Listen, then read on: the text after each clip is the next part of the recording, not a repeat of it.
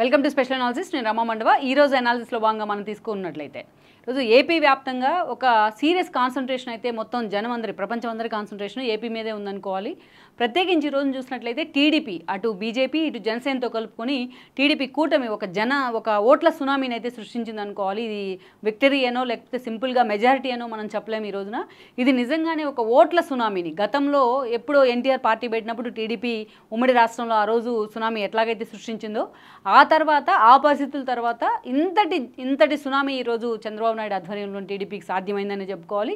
Especially కూటమికి అది TDP విజయం ఒకటే కాదు, అటు జనసేన ఇటు బీజేపీని కలుపుకుంటే ఆ స్థాయి విజయాన్ని ఈరోజు టీడీపీ నమోదు చేసింది. మరోవైపు వైసీపీ వైపు చూసినట్లయితే ఒక దశలో వైసీపీ సింగిల్ డిజిట్కే పరిమితం అవుతుందన్న అంచనాలు కూడా వస్తున్నాయి.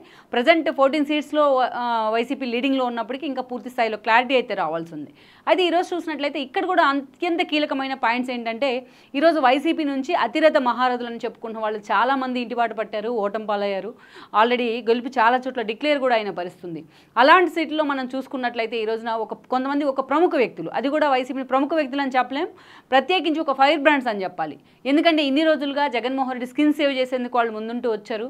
ప్రత్యేకించి వాళ్ళు ఎవరో మనం చూసినట్లయితే కూడా ఒక రోజా కానీ, ఒక నాని కానీ, ఒక వంశీ కానీ వీళ్ళు ఎన్నోసార్లు జగన్మోహన్ రెడ్డి అడుగు కలపడమే కాదు, ఆయన కోసం పనిచేయడమే కాదు, అపార్ట్ ఫ్రమ్ దట్ వీళ్ళు జగన్మోహన్ రెడ్డి కోసం ఆ స్థాయిలో అటు ప్రతిపక్షాలకు కూడా టార్గెట్ అయ్యారు.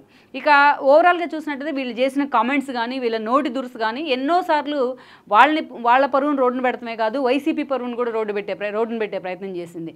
జగన్మోహన్ రెడ్డి వీళ్ళు ఏం మాట్లాడినా తిరిగి అటు ప్రతిపక్షాల నుంచి అదంతా జగన్మోహన్ రెడ్డికే తగులుతూ వచ్చింది.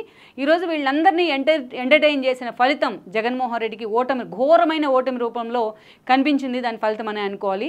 అయితే మనం చెప్పుకున్న వాళ్ళు ఆ 5 బ్రాండ్స్ ప్రత్యేకంగా ఆల్రెడీ రోజా కావచ్చు, నాని కావచ్చు, అదేవిధంగా వంశీ కావచ్చు, ఒక అనిల్ కుమార్ యాదవ్, ఇలాంటి వాళ్ళంతా కొంతమంది ఫైర్ బ్రాండ్స్గా పేరు తెచ్చుకున్నారు. గుడివాడ అమర్నాథ్, ఇక్కడ ఇంకా మనం పెట్టలేదు వాళ్ళందరి పేర్లు. సో అలాంటి వాళ్ళు ప్రముఖంగా ఎప్పుడు వార్తల్లో ఉండేవాళ్ళు ఎవరంటే Nani and then Vamshi and then Roja అని చెప్పుకోవాలి. అలాంటి వాళ్ళు ముగ్గురు కూడా ఈరోజు ఓటమి పాలయ్యారు. కౌంటింగ్ కేంద్రం నుంచి మధ్యలోనే వెళ్ళిపోయిన పరిస్థితి ఉంది. ఒక నానిని చూసుకున్నట్లయితే గుడివాడ నుంచి ఆయన 4 సార్లు వరుసగా ఎమ్మెల్యేగా గెలిచారు. టీడీపీ నుంచి 2 సార్లు గెలిచారు, ఆ తర్వాత వైఎస్ఆర్సీపీకి వచ్చారు, వైఎస్ఆర్సీపీ నుంచి 2 సార్లు గెలుచున్నారు. మొన్నటి ఎన్నికల్లో గెలిచిన తర్వాత ఆయనకు మంత్రి పదవి కూడా ఇవ్వడం జరిగింది జగన్మోహన్ రెడ్డి, సివిల్ సప్లైస్ శాఖ.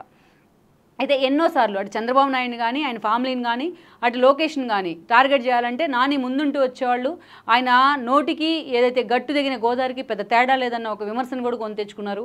ఎన్నోసార్లు ఆయన చేసిన విమర్శలు అటు టీడీపీని హ్యూమిలేట్ చేయడమే కాదు, ఇటు వైఎస్ఆర్సీపీలో కూడా కొంతమంది నేతలు డైలమాలో పడిన పరిస్థితి. ఎంటర్టైన్ ఎందుకు జగన్మోహన్ రెడ్డి వీళ్ళని చేస్తున్నారా అనేసి ఆ స్థాయిలో కొడాలి నాని అటు తన కమెంట్స్తోని ఎప్పుడు కూడా వార్తల్లో కేర్ ఆఫ్ కాంట్రవర్సీ అని కూడా అనిపించుకున్నారు.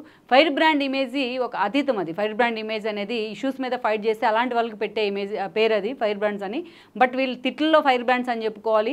ఒక బూతుల మంత్రిగా కూడా కొడాలి నాని పేరు తెచ్చుకున్న సందర్భాలు ఉన్నాయి. అలాంటి కొడాలి నాని ఈరోజు గుడివాడ నుంచి 5వ సారి పోటీ చేస్తారు, అది కూడా వైఎస్ఆర్సీపీ వైపు నుంచి. మాజీ మంత్రి ఆయన, అది కూడా కొడాలి నాని మీద పోటీ చేసిన వెన్నిగళ్ల రాము, ఆయన కొత్త అభ్యర్థి టీడీపీ నుంచి, ఒక ఎన్ఆర్ఐ.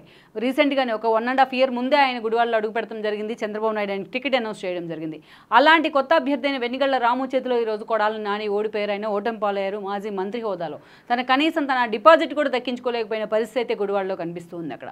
ఇక వంశీ సంగతి చూసినట్లయితే కూడా ఈయన కూడా టీడీపీ హాట్ ఫేవరెటే. టీడీపీ నుంచే టికెట్ తెచ్చుకున్నారైనా, టీడీపీ నుంచే బికాజ్ ఆఫ్ కొడాలి నాని తరహాలోనే ఎన్టీఆర్ ఫ్యామిలీతో ఉన్న సాన్నిహిత్యం కారణంగా ఆయన తరహాలోనే వంశీ కూడా టికెట్ లభించింది. విజయవాడ ఎంపీగా పోటీ చేసి ఓడిపోయినారు. ఆ తర్వాత 2 సార్లు, ఆ తర్వాత కేసీఆర్ నాని కారణంగా చంద్రబాబు నాయుడిని కన్విన్స్ చేసి మరి 2014లో వంశీని గన్నవరం పంపించున్నారు. అక్కడ ఏదైతే దాసరి బాలవర్ధనరావుని కన్విన్స్ చేసి మరి చంద్రబాబు నాయుడు అయినట్టు పంపించడం జరిగింది. గన్నవరం నుంచి చాలా తక్కువ మెజారిటీతో దుట్టా రామచంద్రరావుని ఓడించి మరీ వంశీ ఆ రోజు ఎమ్మెల్యే అయి ఉన్నారు. స్వపక్షంలో ఉన్న విపక్షంగా మాట్లాడుతూ వచ్చారు. ఎన్నోసార్లు కేర్ ఆఫ్ కాంట్రవర్సీ అవుతూ వచ్చారు. తీరా 2019 ఎన్నికల్లో మరోసారి ఆయనకి చంద్రబాబు నాయుడు టికెట్ ఇచ్చినా ఆయన వంశీ చాలా తక్కువ మెజారిటీతో యార్లగడ్డ వెంకట్రావు మీద ఆయన గెలవడం జరిగింది. గెలిచిన వెంటనే కొడాలి నానితో సహా వెళ్ళి వైఎస్ఆర్సీపీ జెండా కప్పుకున్నారు. అప్పుడు దాకా తాను టీడీపీలో ఉన్నాను, తనకి చంద్రబాబు నాయుడు 3 సార్లు టికెట్ ఇచ్చే ప్రయత్నం చేశారన్న కనీస కృతజ్ఞత లేకుండా వంశీ ఎన్నోసార్లు లోకేష్ను చంద్రబాబు నాయుడు టార్గెట్ చేస్తూ వచ్చారు. ఆఖరికి లోకేష్ తల్లైన భువనేశ్వర్ని కూడా వదిలిపెట్టకుండా వంశీ లాంటి వాళ్ళు టార్గెట్ చేసిన సందర్భాలు సందర్భాలు ఉన్నాయి. ఎన్నోసార్లు ఈయన కూడా ఒక కేర్ ఆఫ్ కాంట్రవర్సీ అని పిలిపించుకున్నారు. జగన్మోహన్ రెడ్డి మెప్పు పొందడం కోసం వీళ్ళు చేసిన ప్రయత్నాలు ఎన్నోసార్లు వాళ్ళ క్యారెక్టర్ని కూడా జారుస్తూ వచ్చాయని అనుకోవాలి. ఇక వేరే రోజాని చూసుకున్నట్లయితే ప్రత్యేకంగా రోజా గురించి చెప్పాల్సిన అవసరం లేదు. ఈరోజు వైఎస్ఆర్సీపీ టార్గెట్ అవుతుందంతా ఒక ఎత్తు అయితే రోజా ఒక్కతే టార్గెట్ అవుతుంది ఒక ఎత్తు అని చెప్పుకోవాలి. సరే, పూర్తి స్థాయిలో ఆమె ఈ రోజున ఒక ఫైర్ బ్రాండ్ ఇమేజ్ ఉండేది.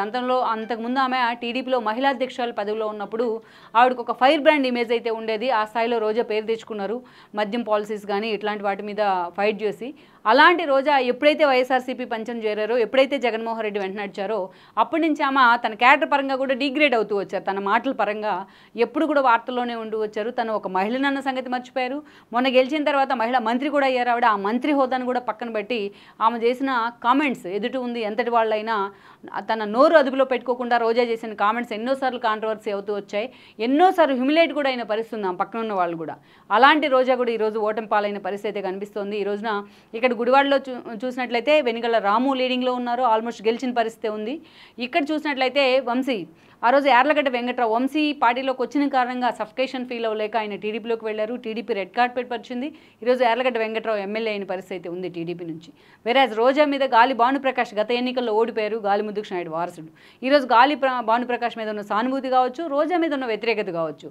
ఆ మీద వ్యతిరేకత అనే కంటే సొంత పార్టీలో ఉన్న నేతలే ఈరోజు రోజాని వ్యతిరేకిస్తూ వచ్చారు. వాళ్ళే ఈరోజు రోజా ఓటమికి కారణమయ్యారు. సో ఆల్మోస్ట్ మనం చెప్పుకున్న ఈ ఫైర్ బ్రాండ్స్ ఒక గుడివాడ అమర్నాథ్ కావచ్చు, ఒక అనిల్ కుమార్ యాదవ్ నర్సరావుపేట ఎంపీగా పోటీ చేశారు ఆయన. వీళ్ళందరూ కూడా ఈరోజు వీళ్ళ కెరీర్ కూడా పొలిటికల్ కెరీర్ ముగిసిందని అనుకోవచ్చు.